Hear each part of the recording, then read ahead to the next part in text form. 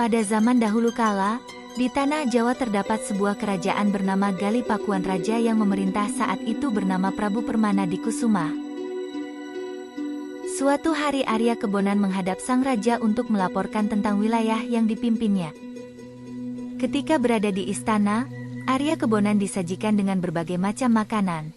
Ia pun dengan kagum melihat kehidupan sang raja dan berharap dalam hatinya suatu hari nanti ia juga dapat menjadi seorang raja. Karena sang raja merupakan orang yang sangat sakti, dia mengetahui apa yang ada dalam hati Arya Kebonan. Namun, sang raja tidak marah. Ia justru memperbolehkan Arya Kebonan untuk menjadi raja sementara di kerajaannya karena sang raja akan pergi bertapa. Akan tetapi ada dua syarat yang harus dipatuhi Arya Kebonan. Syarat pertama, ia harus memerintah dengan adil dan bijaksana. Kedua, Arya Kebonan dilarang memperlakukan permaisuri di istana seperti istrinya sendiri. Arya Kebonan setuju dengan syarat yang diberikan raja tersebut. Dengan kesaktiannya, sang raja pun membuat wajah Arya Kebonan menjadi lebih muda dan diberi nama Prabu Barma Wijaya Kusuma. Sosoknya pun diperkenalkan sebagai raja kepada rakyat. Namun setelah ia menjadi raja, sikap Prabu Barma Wijaya Kusuma atau Arya Kebonan berubah drastis, menjadi raja yang sangat sombong dan semena-mena kepada rakyatnya. Ia juga memperlakukan permaisuri kerajaan Dewi Pangrenyep dan Dewi Naganingrum seperti istrinya sendiri. Hingga suatu malam, Dewi Pangrenyep dan Dewi Naganingrum bermimpi. Ia mimpi kejatuhan dan menimang bulan. Sebuah mimpi yang terasa aneh karena biasanya mimpi semacam itu hanya dialami oleh perempuan yang sedang hamil. Kemudian Prabu Barma Wijaya Kusuma memanggil petapa untuk menjelaskan arti dari mimpi tersebut. Sang petapa pun datang ke kerajaan. Ia bernama Ajar Sukaresi. Namun yang Prabu Barma Wijaya Kusuma tidak tahu bahwa sebenarnya Ajar Sukaresi ini adalah Prabu Permana di Kusuma yang sedang menyamar. Setelah menerawang, Ajar Sukaresi menyampaikan bahwa kedua permaisurinya sedang hamil dan akan melahirkan seorang anak laki-laki. Mendengar hal tersebut, Prabu Barma Wijaya Kusuma murka. Ia bahkan berusaha membunuh Ajar Sukaresi dengan keris. Tetapi sedikitipun kulit Ajar Sukaresi tak termakan oleh keris itu. Dan anehnya tubuh Ajar Sukaresi berubah menjadi seekor naga bernama Nagawiru. Beberapa bulan kemudian, kedua permaisurinya ternyata benar-benar hamil. Dewi Pangrenyep pun melahirkan anak laki-laki yang kemudian diberi nama Haryang-banga. Sementara Dewi Naganingrum terlambat melahirkan anaknya. Namun di sisi lain, janin di dalam rahim Dewi Naganingrum bisa berbicara. Ia bahkan mengatakan bahwa kekuasaan Prabu Barma Wijaya Kusuma akan segera musnah karena sikapnya yang jahat dan sumpah yang diingkarinya. Prabu Barma Wijaya Kusuma murka mendengar perkataan janin dalam kandungan Dewi Naganingrum. Prabu Barma Wijaya Kusuma kemudian bersekongkol dengan Dewi Panglenip untuk menukar bayi Dewi Naganingrum dengan seekor anak anjing setelah ia lahir. Persekongkolan antara Prabu Barma Wijaya Kusuma dan Dewi Pangrenyep berhasil. Dewi Naganingrum tentu sedih karena melahirkan anak seekor anjing, ia pun kemudian dijatuhi hukuman mati.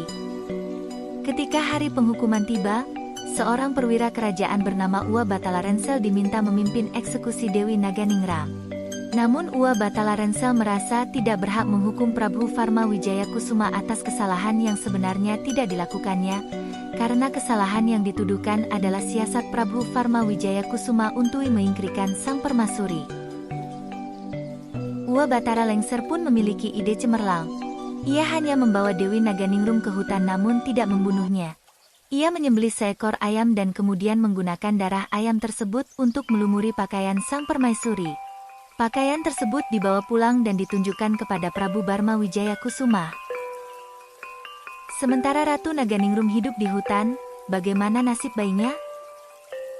Ternyata, bayi Ratu Naganingrum di sungai dan ditemukan oleh sepasang suami istri. Bayi yang ditemukan kemudian dibawa pulang dan dirawat dengan penuh kasih sayang. Dan diberi nama Ciung Wanara. Seiring berjalannya waktu, bayi itu tumbuh dewasa menjadi seorang pemuda. Di desa tersebut, Ciung Wanara sangat dihormati karena penduduk desa yakin ia merupakan keturunan bangsawan Galuh. Penasaran dengan asal-usulnya, ia pun meminta izin kepada orang tua angkatnya untuk mencari orang tua kandungnya. Ia pun pergi dibekali sebutir telur dan diberi wejangan agar nantinya telur tersebut dijaga agar bisa ditetaskan menjadi unggas. Hanya saja di tengah perjalanan, Ciung Wanara tidak menemukan unggas, melainkan bertemu Nagawiru. Kepada Nagawiru, Ciung Wanara meminta telurnya ditetaskan. Setelah menetas, telur tersebut menjadi anak ayam dan dibawa oleh Ciung Wanara menemani perjalanannya ke Galuh. Anak ayam juga tumbuh hingga menjadi ayam dewasa ketika sampai di tujuan. Di kawasan Galuh tersebut, ayam Ciung Wanara ikut perlombaan sabung dan selalu menang. Kabar kemenangan ayam Ciung Wanara pun sampai di telinga Prabu Barma Wijaya Kusuma. Karena penasaran, Prabu Barma Wijaya Kusuma meminta Ua Batara Lengser mencari keberadaan Ciung Wanara. Hanya saja setelah bertemu, Ua Batara Lengser ingat bahwa pemuda itu adalah anak Dewi Naganingrum yang dibuang. Ia pun menceritakan apa yang diperbuat oleh Prabu Barma Wijaya Kusuma kepada Ciung Wanara dan ibunya di masa lalu. Ua Batara Lengser tentu saja memberi saran kepada Ciung Wanara untuk menantang Prabu Barma Wijaya Kusuma. Ciung Wanara pun menghadap Prabu Barma Wijaya Kusuma. Ia menjalankan saran dari Ua Batara Lengser. Ia menantang Prabu Barma Wijaya Kusuma dan meminta imbalan setengah kerajaan sebagai taruhannya jika ia menang. Prabu Barma Wijaya Kusuma setuju dan sabung ayam pun dimulai. Hasilnya, ayam Ciung Wanara menang telak. Kemenangan membuat Ciung Wanara menjadi raja dari setengah kerajaan. Ia membangun penjara untuk orang-orang jahat dan berencana menjebloskan Prabu Barma Jaya dan Dewi Pangrenyap ke sana. Dengan berpura-pura mengundang untuk mengecek penjara yang baru jadi, Ciung Wanara berhasil memasukkan keduanya ke penjara buatannya. Setelah memenjarakan Prabu Barma Jaya dan Dewi Pangrenyap, Ciung Wanara mengumumkan kejahatan yang telah dilakukan keduanya.